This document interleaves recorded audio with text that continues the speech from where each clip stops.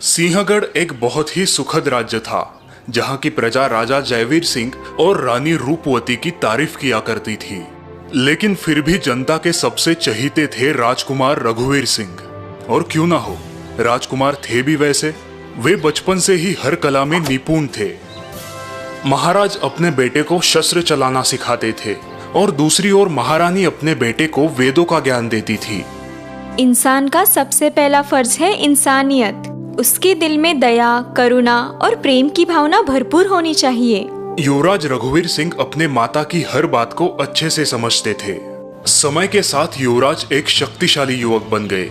उनके शास्त्रों का ज्ञान भी प्रशंसाजनक था। सटीक निशाना, फुर्तीली तलवारबाजी। रानी, अब युवराज राजा बनने के योग्य बन गए हैं। हाँ, और अब उनकी आध्यात्मिक शिक्षा भी संपन्न हो गई है। तो देर किस बात की? हमें बहुत खुशी हो रही है आप सबको ये बताने में कि हमारे बेटे युवराज रघुवीर अब इस लायक हो गए हैं कि वो हमारी गद्दी संभाले। हम ये ऐलान करते हैं कि आज से 6 माह बाद युवराज रघुवीर सिंह राजा रघुवीर सिंह बन जाएंगे।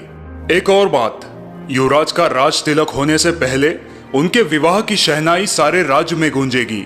इस ऐलान के बाद युवराज रघुवीर सिंह के लिए अलग अलग राज्य से राजकुमारियों के रिश्ते आने लगे। इतनी सारी राजकुमारियां? आखिर किसे तुम्हारी रानी बनाए? ये तो बहुत सरल है माँ। आप सभी राजकुमारियों को यहाँ बुलाइए और उनकी परीक्षा लीजिए, और जो उनमें से आपको भा जाए उसे ही रानी बना दीजिए। सुझाव तो बहुत अच्छा है महाराज। सभी राजकुमारियों को महल में आने का निमंत्रण दीजिए। मैं खुद उन सब की परीक्षा लूंगी। ठीक है। कुछ दिनों बाद एक एक करके 5 राजकुमारियां दरबार में पधारी। सभी राजकुमारियों ने राजा और युवराज को प्रणाम किया। आप सभी का हमारे महल में स्वागत है। आप लोग रानी महल की तरफ प्रस्थान कीजिए। वहां रानी माँ आपका इंतजार कर रही है। 5 राजकुमारियां रानी महल की तरफ चलने लगी। क्या किसी को पता है कि रानी माँ क्या परीक्षा लेंगी? नहीं, शायद वो हमसे खाना बनवाए या कोई पेचीदा सवाल पूछे। वो हमें शास्त्र कला में भी परख सकती है। रास्ते भर चारों राजकुमारियां बड़बड़ कर रही थी, लेकिन राजकुमारी इंदिरा शांत थी। वो आसपास के वातावरण को देख रही थी। उन्हें रंग बिरंगे फूल बहुत अच्छे लगे। आखिर 5 राजकुमारियां रानी महल पहुंची, लेकिन वहां रानी कोई और ही थी, और रानी रूपवती ने एक दासी का रूप लिया था। हम आप सभी का स्वागत करते हैं। हमें खुशी है कि आप यहाँ पर आई। महारानी थोड़ी ही देर में पधारेगी, तब तक मैं आपके लिए शरबत लाती हूँ। वो सभी राजकुमारियां महल निहारने लगी और महारानी रूपवती सबको निहारते निहारते अंदर चली गई। थोड़ी ही देर में राजकुमारियां एक दूसरे से बातें करने लगी। देखते देखते 2 घंटे बीत गए। रानी माँ अब तक लौटी नहीं। कहीं व्यस्त हो गई होगी, जल्द ही वापस आएगी। उन सभी ने अपनी गपशप जारी रखी, लेकिन राजकुमारी इंदिरा अपने आप में ही मशरूफ थी। सुबह से शाम हो गई। लगता है रानी माँ हमें भूल गई। क्या हमें यहाँ अपनी बेइज्जती कराने बुलाया है? इतना गुस्सा मत करो, शायद वो हमारी परीक्षा लेने की तैयारी कर रही हो। तभी दासी बनी हुई रानी फिर वहां आई। रानी माँ ने आप सभी के लिए एक संदेश भेजा है। ये सुनकर सभी राजकुमारियां दासी के पास चली गई। उन्होंने कहा है कि मैं आप सबको ये शरबत पिलाऊं, तब तक आप उनका इंतजार कीजिए। इंदिरा को छोड़कर सभी राजकुमारियां दासी को घूरने लगी, और दासी के रूप में आई रानी ने जानबूझकर वो शरबत सभी राजकुमारियों के कपड़ों पर गिरा दिया। अरे, अंधी हो क्या? दासी होकर काम करना भी नहीं आता? मेरी इतनी महंगी ड्रेस खराब कर दी। अब तुम गई काम से। मनसा दासी की ओर बढ़ ही रही थी कि इंदिरा बीच में आ गई। रुक जाओ मनसा, उन्होंने ये जानबूझकर नहीं किया, गलती से हुआ होगा। तुम्हारी ड्रेस महंगी नहीं है इसलिए। अब मैं रानी माँ के सामने परीक्षा कैसे दूंगी? मैं इस दासी को तो नहीं छोड़ूंगी। न जाने रानी माँ ने कैसी दासी रखी है। जैसी रानी वैसी दासी। तुम सब लोग इतनी छोटी सी बात पर इतना अनाप शनाप क्यों बोल रही हो? तुम तो चुप ही बैठो। इतने घंटों से हमें यहाँ बिठाकर ये रानी हमारी बेइज्जती कर रही है। समझ नहीं आता कौन सी परीक्षा के लिए बुलाया है। वही परीक्षा जो तुम हार चुकी हो। परीक्षा खत्म हुई और परीक्षा सिर्फ राजकुमारी इंदिरा ने पार की। तुम सबकी सब बहुत सुंदर हो, लेकिन रानी बनने के लिए दिल भी बड़ा चाहिए, सिर्फ सौंदर्य नहीं। मैं रानी रूपवती हूँ और मैंने अपनी बहू चुन ली है। राजकुमारी इंदिरा बनेगी मेरे बेटे रघुवीर सिंह की पत्नी। आप सब अपने अपने घर वापस जा सकती है। चारों राजकुमारियों का मुंह छोटा हो गया और वो वहां से चली गई। रानी रूपवती ने अपनी होने वाली बहू को एक सोने का हार पहनाया और अपनी बहू के साथ ढेर सारे तोहफे भी भेजे। 2 महीने बाद युवराज रघुवीर सिंह और राजकुमारी इंदिरा का विवाह हो गया और विवाह के 4 महीने बाद युवराज को राजा बना दिया गया और युवरानी इंदिरा बन गई रानी इंदिरा। राजा रघुवीर सिंह और रानी इंदिरा को पाकर उनकी प्रजा बहुत खुश थी, क्योंकि वो दोनों राजा जयवीर सिंह और रानी रूपवती के प्रतिबिंब थे। इसीलिए दोस्तों कहते हैं कि इंसानियत ही सबसे बड़ी नीति होती है।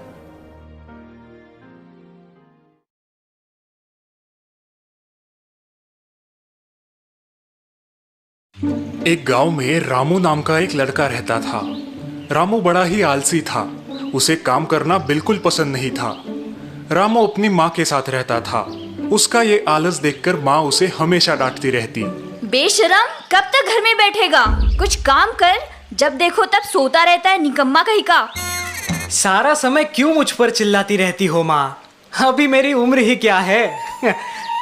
रामू की माँ रामू पर गुस्सा हो जाती है। ठीक है माँ, अब गुस्सा मत करो। अब मैं जाता हूँ और काम ढूंढ कर ही वापस आऊंगा और तब तक खाना भी नहीं खाऊंगा, लेकिन दोपहर का खाना बना के रखना। ये बोलते हुए रामू हंसते हंसते घर से बाहर चला जाता है। अरे आज सुबह सुबह कहाँ जा रहे हो रामू? क्या इरादा क्या है? जा रहा हूँ मुंह काला करवाने, तुम भी चलोगे? ये सुनकर विशाल गुस्से में आकर वहां से निकल जाता है। आया बड़ा पूछताछ करने। रामू गांव के बाहर चलने लगता है। कुछ देर चलने के बाद रामू को एक मंदिर दिखाई देता है और वो रुक जाता है। हाँ, चलो दोपहर तक यहाँ पर आराम करता हूँ, फिर घर जाकर खाना खाऊंगा। माँ की बकबक से छुटकारा भी और जरा आराम भी। रामू मंदिर में सो जाता है। मुझसे झूठ बोल के यहाँ आराम से सो रहा है, अब तू गया काम से।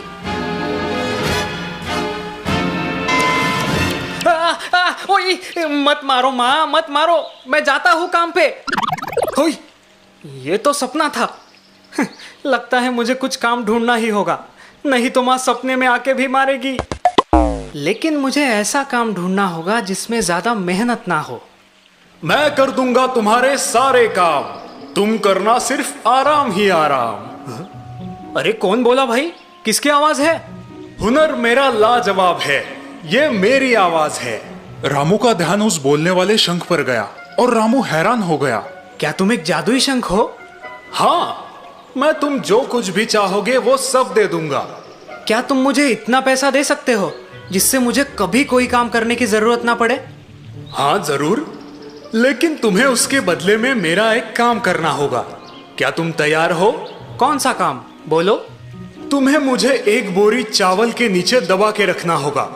अगर तुम ये काम कर सकते हो तो मैं तुम्हें बहुत सारा पैसा दूंगा। अगर नहीं कर पाए तो एक सीख मिलेगी। यह तो बड़ा ही आसान काम है। जादुई शंख की बात सुनकर रामू खुशी खुशी घर आता है और चावल की एक बोरी उठा लेता है। माँ उसे इसके बारे में पूछती है, मगर रामू अपनी ही धुन में है। गांव के लोग भी रामू की खुशी देखकर हैरान है। रामू चावल की बोरी लेके मंदिर आता है और थोड़े चावल बिछाकर जादुई शंख को उसके ऊपर रखता है और बाकी बोरी के चावल शंख पर डालने लगता है। शंख पूरी तरह से ढक जाता है। रामू खुश हो जाता है।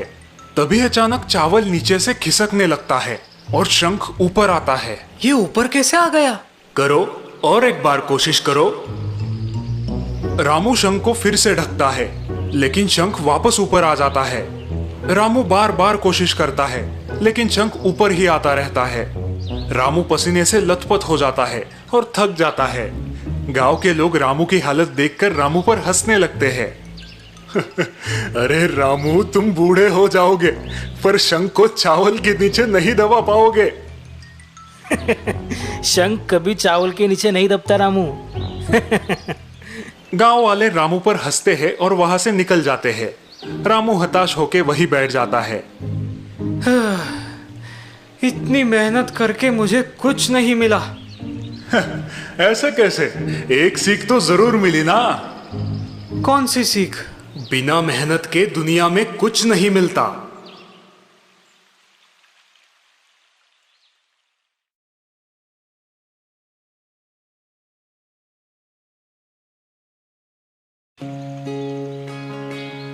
मिया के 3 बेटे थे, रॉबिन, जॉन और रॉबर्ट।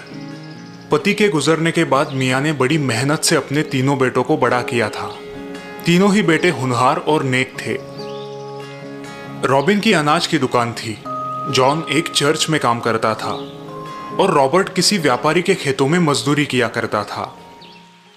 एक दिन माइकल नाम का एक आदमी मिया के पास आया। वो अपनी बेटी जूली की शादी मिया के 3 बेटों में से किसी एक से करना चाहता था। मिया बहन, मैं हमेशा से चाहता था कि मेरी बेटी जूली का ब्याह आपके ही किसी लड़के से हो।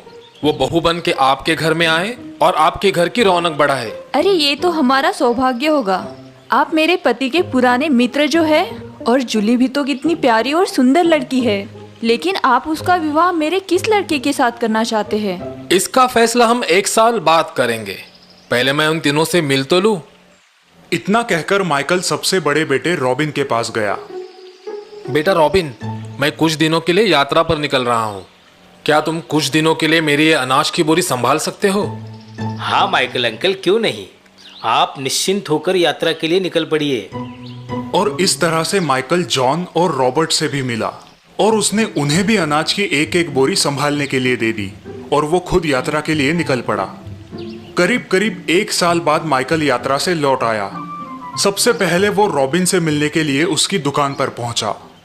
बेटा, मैं अपनी अनाज की बोरी वापस लेने आया हूँ। माइकल अंकल, आपको यात्रा पर गए बहुत दिन हो गए थे और कहीं आपका अनाज खराब ना हो जाए, इसलिए मैंने उसे अपने दुकान में रखवा कर ग्राहकों को बेच दिया। माफ कीजिए, मैं आपको अनाज की वो बोरी तो नहीं दे सकता, लेकिन उस अनाज को बेचकर मुझे जो पैसे मिले वो आप रख लीजिए। अरे ये तो बहुत ही अच्छा हुआ, तुमने उस अनाज का सही इस्तेमाल किया।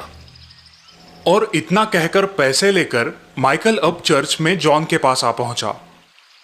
बेटा, मैं वो अनाज की बोरी वापस लेने आया था। जी अंकल, मैंने आपकी बड़ी राह देखी और फिर क्रिसमस के दिन वो अनाज लोगों में बांट दिया। उन लोगों की दुआएं और आशीर्वाद हमेशा आपके साथ रहेंगे।